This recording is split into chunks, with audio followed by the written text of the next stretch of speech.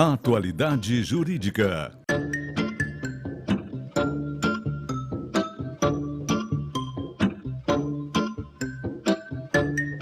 Com Odilon Garcia Júnior e Ivone Garcia. Estamos chegando com mais uma atualidade, aliás, o primeiro atualidade jurídica do ano de 2014, com essa belíssima parceria com Garcia e Garcia, advogados associados.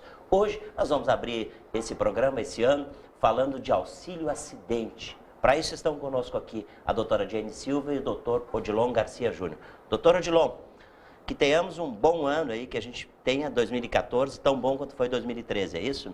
Exatamente, Guaraci, eu gostaria de agradecer e reforçar essa parceria tão importante, né, e trazer essa informação para o teu público, né, e nós temos sentido que ele tem correspondido, né, tem reagido a nossas né? Inclusive dicas. O programa de hoje vamos tentar sanar algumas perguntas que foram feitas pelos telespectadores. Que bom, para isso está conosco aqui então a doutora Jane Silva, que é especializada em auxílio acidente, nesse tema tão importante aí que o Garcia e Garcia sempre coloca nos nossos programas.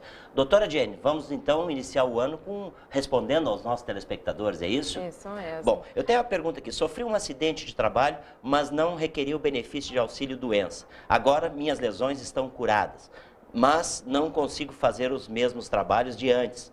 Posso pedir auxílio acidente? Bom, primeiro, agora assim, acho importante para aquelas pessoas que não assistiram o programa anterior, a gente explicar o que é auxílio acidente. Sim. O auxílio acidente é um benefício previsto na Previdência Social, o INSS, que ele é concedido quando o segurado sofre um acidente de qualquer natureza, que ele tem as suas lesões decorrentes do acidente já consolidadas, mas ele tem uma redução da capacidade para o trabalho que ele habitualmente exercia. Então, assim, dessa forma, ele faz jus ao benefício. Beleza. Outra pergunta. Agora, deixa eu completar. As perguntas que chegaram, principalmente, né, foram dúvidas em relação a auxílio doença e auxílio acidente, né? Causando vamos dizer assim, uma confusão entre esses dois tipos. Evidentemente, claro, né? tem então, essa... isso é muito importante a gente esclarecer aqui, claro, que o auxílio doença, ele é um benefício pago pelo INSS quando o segurado se afasta do trabalho, normalmente lá no 15º dia, né? Ele tem um atestado, ele se afasta e fica recebendo esse benefício. O auxílio acidente é que quando ele retorna para o trabalho com as lesões já consolidadas, claro, mas com uma redução da sua capacidade laborativa, mas ele está em atividade. Então, essa é a primeira diferença que nós gostaríamos de salientar. Maravilhosamente bem lembrado pelo doutor Guaraci, respondendo a pergunta... Sim, claro. Vamos lá. A pergunta do telespectador é se ele não tendo recebido, né, pelo que eu entendi, ele não tendo recebido o auxílio-doença, se ele faz jus ao auxílio-acidente. Tá certo. Né? E, nesse sentido, a nossa legislação ela diz que o auxílio-acidente ele é devido a partir da cessação do auxílio-doença. Então, uma primeira leitura da lei, a gente entende que o auxílio-acidente ele tem que ser precedido do auxílio-doença. Tá certo. Mas, em uma consulta jurídica do Ministério da Previdência Social, foi emitido um parecer dizendo que não é necessário esse gozo do auxílio-doença, que a pessoa pode diretamente receber o auxílio-acidente desde a data em que for requerido na INSS. Bom, vamos a outra pergunta, então? Recebi auxílio-acidente até o ano passado, quando ele foi cessado em virtude da concessão de aposentadoria, mas o valor que recebi de auxílio-acidente não integrou o cálculo da aposentadoria. O que posso fazer nesse caso? Essa é uma questão que a gente comentou no programa anterior, que esse valor recebido a título de auxílio-acidente, ele tem que integrar o valor da aposentadoria. E ele acaba sendo muito importante para aquelas pessoas que contribuíram abaixo do teto, que vai fazer uma diferença muito significativa no benefício, que é o seu sustento na velhice para o resto da vida. Já um outro telespectador, doutora Diane, falou que sofreu um acidente de trabalho e recebeu auxílio-doença, mas o perito do INSS disse que ele não tem direito a receber o auxílio-acidente. O que ele pode fazer? Bom, esse segurado ele vai ter que consultar um auxílio de um advogado. O advogado vai avaliar se ele preenche os requisitos para concessão do auxílio-acidente E estando estabelecida essa situação, vai se juntar toda a documentação que comprova esse fato e vai se ingressar com uma ação judicial contra o INSS. Agora, doutor Odilon, lembrando sempre que vocês são especializados nesses temas que a gente aborda, né? O Garcia está aí, a gente sempre deixa o telefone no rodapé do vídeo, que é 21015151, para você poder tirar todas as suas dúvidas. E o doutor Odilon acabou de tirar uma agora da diferença do auxílio doença e auxílio acidente, né? Bem diferente uma coisa da outra, né? E normalmente o segurado não sabe essa diferença e não sabe que tem esse direito. É verdade. Então, o nosso objetivo é informar que existe esse direito. Que beleza. Vamos a outra pergunta, então? Sofri um acidente de trabalho, fiquei com sequelas graves e, inclusive, recebi indenização por acidente de trabalho. Eu ainda possuo direito a buscar o auxílio acidente no INSS? Essa justamente foi a questão que o doutor Odilon comentou, né? O segurado, ele faz jus a pedir as duas coisas, que uma coisa não se confunde com a outra. Uma coisa não tem nada a ver com a outra. É isso? Exatamente, Garcia. Para isso está o nosso telefone aí, o telefone do Garcia, né? 21015151, para que você que tenha mais dúvidas a respeito do tema que a gente acabou de abordar, pode entrar em contato com esses profissionais do Garcia Advogados Associados, que estão aí prontos para tirar qualquer dúvida. É isso, doutor? Isso, muito obrigado. Doutora Diane, é isso? Isso. Começamos o ano, então, de pé direito, já dando boas dicas, isso, é isso, né? Exatamente. Ok, obrigado. vamos ao intervalo comercial e em seguida a gente volta. Até já. Oferecimento Garcia Advogados Associados.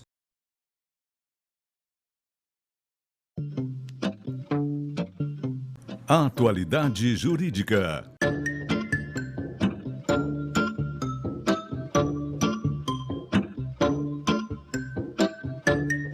Com Odilon Garcia Júnior e Ivone Garcia. Estamos chegando com mais uma Atualidade Jurídica. Para isso estão conosco aqui a doutora Sabrina Moleta e o doutor Odilon Garcia Júnior. Nós vamos falar de distrato imobiliário. Para isso eu vou pedir que o doutor Odilon nos dê essa introdução, nos fale um pouquinho sobre esse tema, doutor. Inicialmente, obrigado, Guaraci, mais uma vez pelo convite. E hoje nós vamos trazer um tema que eu entendo bastante interessante, muito comum, né, em função dos negócios de compra e venda de imóvel, é como eu posso romper esse contrato e quais os efeitos, né? Claro. Mas isso no sentido que nós vamos abordar hoje do consumidor, do adquirente do imóvel. Do imóvel. Tá? Quem compra o imóvel, Quem no compra caso, o imóvel. né? E tem o interesse assim, olha, eu quero rescindir, ou o termo melhor, resilir esse contrato. Quais as consequências jurídicas, né? Existem possibilidades para isso, evidentemente. Existem, com certeza. Ok, para isso está aí a doutora Sabrina Moleta, que vai nos falar um pouquinho. Doutora, no caso concreto, como o consumidor visualiza a situação hoje explanada? Guaraci, uma situação típica para caracterizar o caso de hoje seria quando os promitentes compradores de imóvel, por insuficiência econômica para continuar honrando as parcelas avançadas e não havendo culpa de uma das partes, decidem romper esse contrato e deparam-se com a situação de que existem cláusulas que prevêem ou a retenção integral dos valores ou a devolução ínfima das quantias já pagas. Isso seria do sinal colocado, como é que chama isso? O Arras, né? Não só, as próprias prestações, agora sim. As próprias prestações. Às vezes, esses contratos, eles preveem uma cláusula considerada muitas vezes abusiva de não devolução de qualquer valor ou de devolução de um valor ínfimo. Olha só que importante a gente saber disso, né? Bom, sendo assim então, doutora, havendo essa situação, como estão as discussões sobre as condutas das construtoras e os proprietários de imóveis? Guaraci, a controvérsia atual é sobre a abusividade dessa cláusula de distrato, que muitas vezes prevê a retenção total dos valores despendidos pelos promitentes compradores de imóvel. Isso caracteriza um desequilíbrio contratual enorme quando da ruptura desse pacto. Existe previsão legal para barrar essas condutas? Sim. O Código de Defesa do Consumidor, ele analisa como abusiva todas as cláusulas que prevêem essa retenção total dos valores e por rechaçar as condutas do enriquecimento ilícito dos credores desse imóvel. Claro. Doutor Odilon, lembrando sempre que o Garcia Advogados Associados, por isso a gente tem esse quadro, né, para esclarecer essas dúvidas. Lembrando que você pode acessar o telefone que está no nosso rodapé do vídeo aí, 21015151, e falar com profissionais como o doutor Odilon Garcia, com a doutora Sabrina Moleta, que é especializada nesse assunto de extrato imobiliário. É isso, doutor? Isso. E só complementando esse assunto, Guaraci, uma informação importante também é que esses contratos são padronizados, muitas vezes eles prevêem multa por mora, por morosidade no pagamento, só para o consumidor, não havendo nenhuma cláusula de multa para a construtora. Então, o judiciário interpreta também que, mesmo não prevista essa cláusula, não pode haver um desequilíbrio no contrato de impor só cláusulas desfavoráveis ao consumidor. Então, se a construtora também ficar em mora, por exemplo, com a entrega do imóvel, sim, ela pode incidir na mesma multa que ela pactuou para o comprador, para o consumidor. Então, isso é uma informação que nós estamos dando aqui, importante, não só para o consumidor, mas para o próprio incorporador, para o próprio construtor, pensar na maneira como vai redigir o contrato, porque hoje a interpretação, principalmente do STJ, nosso Tribunal Superior, é no sentido de que vai valer a mesma cláusula restritiva de multa, por exemplo, para a construtora. O senhor diz no caso de não entrega no prazo determinado, é isso? Exatamente. Olha Exatamente, só que beleza isso, hein? É muito bom informar para o nosso telespectador, né, doutora Sabrina? Bom, existem decisões dos tribunais fixando percentuais razoáveis para essa situação? Guaraci, em recente informativo jurisprudencial, o Superior Tribunal de Justiça, através do ministro Luiz Felipe Salomão, trouxe como um percentual razoável para a retenção desses valores, capazes de suportar despesas como divulgação, tributos referente ao imóvel, o percentual de 15%. Ou seja, havendo o interesse desse comprador do imóvel em romper com este contrato, deve haver a devolução de no mínimo 85% dos valores pagos, sendo lícita a retenção de no máximo 15%. Mas o importante salientar é que, havendo uma cláusula contratual mais benéfica ao consumidor, essa é a lei entre as partes. Por exemplo, Guaraci, se o contrato prevê já uma cláusula que diga que, em caso de rompimento do contrato, de resilição do contrato, o consumidor tenha que deixar uma quantia, por exemplo, de 10% dos valores pagos, essa cláusula está de acordo. Não é uma cláusula abusiva, né? Porque o próprio STJ diz que até 15%. Mas se tem uma cláusula, vamos dizer assim, registrando, prevendo um valor menor do que esses 15%, vale a cláusula contratual. Doutor, então segue a máxima aquela de que vocês aconselhariam, que o comprador sempre tem que ler muito bem o contrato, é isso? Exato. Eu acho muito importante que ele esteja sempre bem assessorado, Guaraci. Claro. E para isso está aí o Garcia Advogados Associados, né? Que dá sempre essas dicas boas aí para nós. É isso? É isso. Ok, doutora? Tá certo? Exato, Certo. tá certo. Bom, então tá. Você que assistiu aí esse nosso quadro de extrato imobiliário, que ficou bem ligado aí nessas transações imobiliárias, pode tirar qualquer dúvida, então, pelo telefone 21015151, aqui no Garcia Advogados Associados. Ok, doutora? É isso? Muito obrigado. Doutora. Obrigada. Um abraço. Vamos ao intervalo comercial, em seguida a gente volta. Até já. Oferecimento Garcia e Garcia Advogados Associados.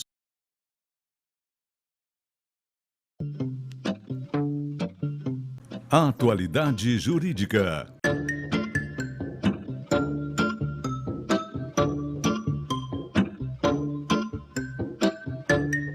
Com Odilon Garcia Júnior e Ivone Garcia. Está chegando aí mais uma atualidade jurídica e hoje nós vamos falar de sobreaviso. Você sabe o que é isso? Para isso estão aqui a doutora Renata Saraiva e o doutor Alberto Rosma. Doutor Alberto, vamos abrir esse quadro explicando para o nosso telespectador que está sentado na frente da TV, nos assistindo aí, querendo saber, curiosamente, querendo saber o que é sobreaviso. Claro. Agora, assim, como nós vimos tratando do teu programa em diversas oportunidades, a nossa preocupação maior é uma questão preventiva de esclarecimento do que realmente se tratam as figuras do direito do trabalho, do direito previdenciário, do direito civil, porque muitas vezes existe confusão e a pessoa que tem direito acaba não recebendo, a que não tem acaba recebendo, e com isso gerando uma certa até desconfiança na relação de trabalho. No caso de hoje, a gente vai trabalhar especificamente sobre o sobreaviso, esclarecendo o que é o sobreaviso, quais são as funções que gera esse direito, quanto que é a remuneração e o que não é o sobreaviso, para que justamente a pessoa fique esclarecida de quando é credora ou quando não tem esse direito. E para isso nos acompanha a doutora Renata Saraiva, que vai discorrer um pouco mais sobre esse assunto. Que, aliás, é especializada nesse tema aqui. O Garcia Garcia, eu sempre tenho dito para o meu telespectador, o Garcia Garcia é especializado em vários temas. E hoje nós falamos sobre sobreaviso. Doutora, o que é, na verdade, então, esse sobreaviso? O sobreaviso, de acordo com a CLT, é aquele período em que o empregado, mesmo sem estar trabalhando, ele fica à disposição do empregador para executar alguma atividade que não estava prevista, retornar ao trabalho para executar uma atividade que não estava prevista, ou mesmo para substituir um empregado que venha a faltar. No sobreaviso, este empregado ele é contatado pelo empregador através do que nós chamamos dos instrumentos telemáticos ou mesmo aqueles instrumentos informatizados, né? Como, por exemplo, o celular, o telefone convencional, o pager, o bip, esses instrumentos. No sobreaviso, ele fica numa espécie de plantão ou equivalente, aguardando a qualquer momento o chamado para retornar ao trabalho. Claro. Nas empresas em que existem escalas de plantão, este período ele não pode ultrapassar 24 horas para o mesmo empregado. Agora, doutora, sempre que a empresa disponibilizar desses meios de comunicação, como a senhora acabou de falar aí, fica caracterizado o sobreaviso, como o PED, o celular, o BIP, fica caracterizado esse? Não, agora se o mero fornecimento desses instrumentos, ele não gera o direito ao sobreaviso, né? Inclusive essa questão ela é bem importante, tão importante que levou o TST a rever um posicionamento que ele tinha anteriormente. Antes se entendia que o mero fornecimento não dava direito ao sobreaviso de maneira nenhuma. O fornecimento do celular não dava direito ao sobreaviso. Hoje o TST flexibilizou esse entendimento e então, se demonstrado que aquele empregado, utilizando esses instrumentos de comunicação, fica à disposição do empregador e tem a sua liberdade reduzida para poder atender esse chamado a qualquer momento, sim, ele terá direito ao sobreaviso, né? Doutora, então isso configura o teletrabalho? Não, na verdade não. São duas figuras distintas, o teletrabalho e o sobreaviso, em que pese ambas as figuras se utilizem desses meios de comunicação para o trabalho, né, o celular, o pager, enfim, o bip, tem diferença sim. No teletrabalho, que inclusive já foi discutido, já foi abordado aqui no teu programa, o que se tem em mente é o trabalho à distância, tá? O empregado, ele tem acesso às informações da empresa, ao seu e-mail corporativo, através, hoje se utiliza esses smartphones e tal, mas ele não significa que ele esteja à disposição do empregado naquele período que seria destinado ao repouso, claro, né, do empregador. Então, ele pode estar trabalhando, e aí ele vai trabalhar de fato, vai ganhar eventualmente, inclusive, hora extra, mas não significa que ele esteja à disposição como no sobreaviso. O sobreaviso, ao contrário, o empregado ele não está trabalhando, né, mas ele está aguardando o chamado para o trabalho a qualquer momento. O que a gente precisa ter em mente aqui é a questão da limitação da liberdade do empregado. No sobreaviso, ele tem a liberdade limitada, porque ele sabe que ele não vai poder se ausentar, claro, ou ir para outra cidade, se eventualmente ele for chamado para retornar ao trabalho a qualquer momento. Tá certo. E como fica a remuneração no caso do sobreaviso, doutora? A remuneração, ela é até relativamente simples, né? Se esse empregado que está em sobreaviso, ele é chamado para o trabalho, ao efetivo acionamento, ele vai receber o valor da hora normal de trabalho dele, ou eventualmente com adicional extraordinário. No entanto, se ele permanece em casa, se ele não precisa ir ao trabalho, ele tem direito a 1/3 do valor dessa hora de trabalho.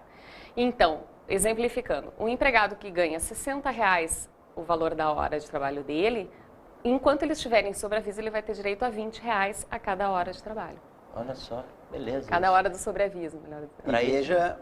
E veja que é um assunto complexo. Aparentemente simples, porém ele é complexo, porque ele tem que ser diferenciado do teletrabalho, da hora do trabalho efetivo, se realmente configura o sobreaviso, porque aí existem esses outros elementos, dentre eles a liberdade de locomoção. Tem que ser analisado cada caso. Não pode, esse é o típico instrumento que não pode ser generalizado. Uma pessoa pode estar numa situação muito próxima ao sobreaviso, mas não fazer direito a ele, por não configurar pela ausência desses elementos. Para isso vocês estão aqui para esclarecer tudo isso. Sem dúvida, todo esse sem sistema, dúvida. né? Que bom, né, doutora Renata? Ok, doutor Alberto, é isso? Bom, vamos então agradecendo a presença aí de quem está nos assistindo, com certeza, um quadro de muita importância, porque a gente tira qualquer dúvida que você precisar pelo telefone 21015151 com os advogados do Garcia e Garcia. É isso, doutor? É isso aí. Tá certo? Muito obrigado. Obrigado, doutor. Hein? Até logo. Vamos ao intervalo comercial, em seguida a gente volta. Até já. Oferecimento Garcia e Garcia Advogados Associados.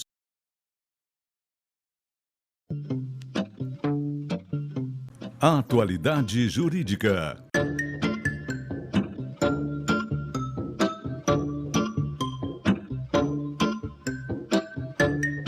Com Odilon Garcia Júnior e Ivone Garcia.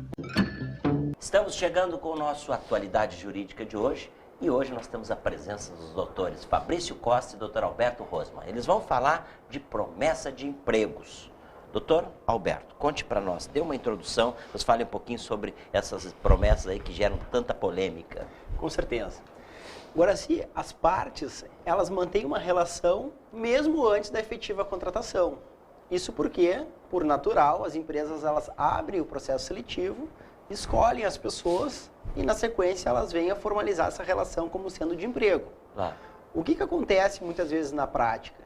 A empresa abre, seleciona, escolhe e depois não concretiza essa contratação. E disso decorrem diversas consequências jurídicas, porque a partir desse momento o liame obrigacional, ou seja, a obrigação entre as partes, já começam a existir, já se traçou essa Já vinculação. existe um comprometimento, na verdade. Já existe um comprometimento, sem dúvida. Claro. E pode, eventualmente, ocorrer um prejuízo a essa pessoa que se candidatou, e é disso que nós vamos tratar nesse programa de hoje. Para isso está aí o doutor Fabrício Costa. Doutor, explique para a gente um pouquinho o pedido de indenização por promessa de emprego. É válido? Sim, é válido, Guaraci. O pedido de promessa de emprego, como já bem explanado pelo doutor Alberto, é quando uma empresa promete um emprego por uma pessoa, tá? E depois esse candidato não é contratado por essa empresa, podendo gerar uma indenização por dano moral e dano material. O dano moral visa compensar essa frustração que o candidato teve por não ter sido admitido nessa empresa. Uma curiosidade minha, Claro. o candidato tem como comprovar isso, doutor? Claro, evidentemente. Posteriormente eu vou explicar os elementos probatórios para configurar esse dano moral e material que houve. Claro. Além do que, o dano moral, evidentemente, quando a pessoa passa por um processo, ela envolve pessoas da sua família. Ela gera uma expectativa. Sem aí. dúvida, ela Exatamente. direciona, ela projeta no âmbito Claro. pessoal esse Claro. momento que ela está vivendo, que acaba não se Até concretizando. o seu aspecto financeiro, principalmente. Claro, né? claro. Daí é o dano material. Famoso dano material. É Exatamente. Isso, né? Por quê, Guaraci? No processo seletivo, tá, o candidato estaria envolvido com esse processo e aí poderia estar trabalhando. Ou até mesmo ele está trabalhando numa empresa A e essa empresa B, prometendo emprego, pede que ele Se desligue. se desligue da empresa, gerando um dano de patrimônio para ele, porque ele não vai receber, ele vai sair de uma empresa A, Evidente. porque estava prometido o ingresso na empresa B, Claro. e simplesmente, sem um justo motivo, a empresa B não contratou. Nesse caso, lhe interrompendo, nesse caso, ele não receberia indenização nenhuma, ele perderia, ele teria essa perda, então, é isso? Exatamente, por isso que tem esse pedido de indenização por promessa de emprego, certo. para tentar ressarcir esses danos, tanto moral e ou material, que houve para o candidato do Claro. emprego. Que beleza.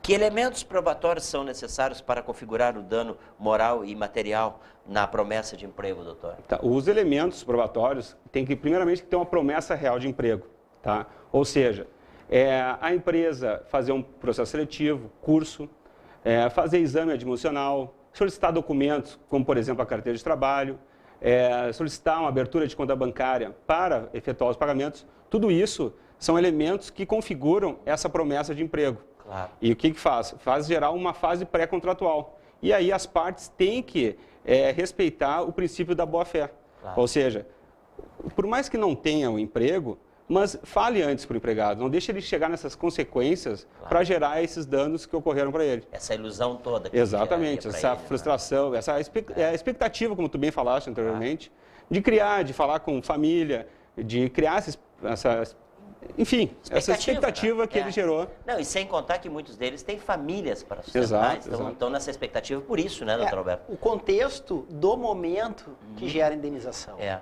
É a preparação para um novo emprego, é a preparação para uma nova realidade, é o desligamento do emprego anterior, onde a pessoa vai abrir mão de aviso prévio, de multa de 40% do fundo de garantia. São todas essas vantagens que ela teria no caso de uma eventual rescisão, que já não seria vantajosa, mas ela acaba perdendo. Ele perde o emprego que antes ele tinha e ele perde o emprego para o qual foi contratado e essa empresa acabou não concretizando. E daí o nosso interesse em trazer o tema de modo preventivo, para que o empregado ele possa se garantir via documental dessa situação e para que as empresas observem com muita responsabilidade no momento de ofertar uma vaga.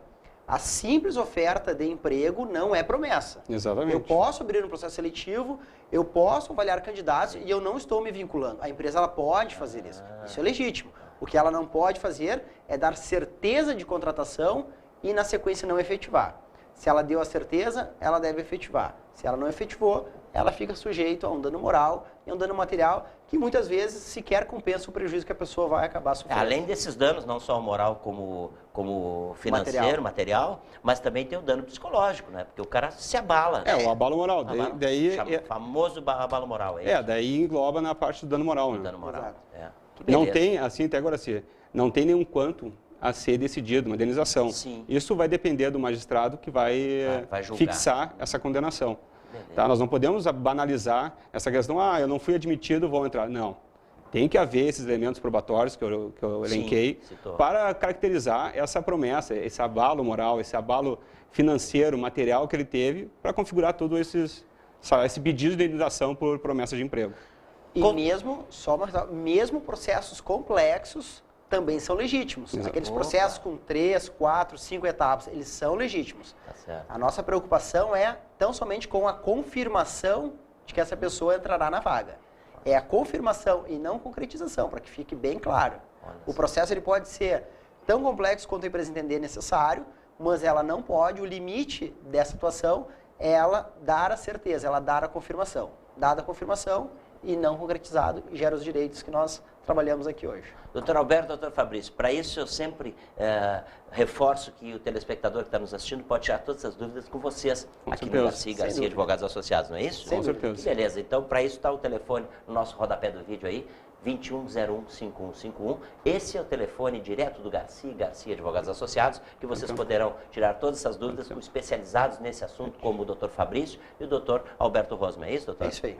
Por hoje era só? Era só. Por hoje era só. Então tá. Obrigado pela presença de vocês, agradecemos a sua preferência pela nossa audiência. Vamos ao intervalo comercial, em seguida a gente volta. Já. Oferecimento Garcia e Garcia Advogados Associados.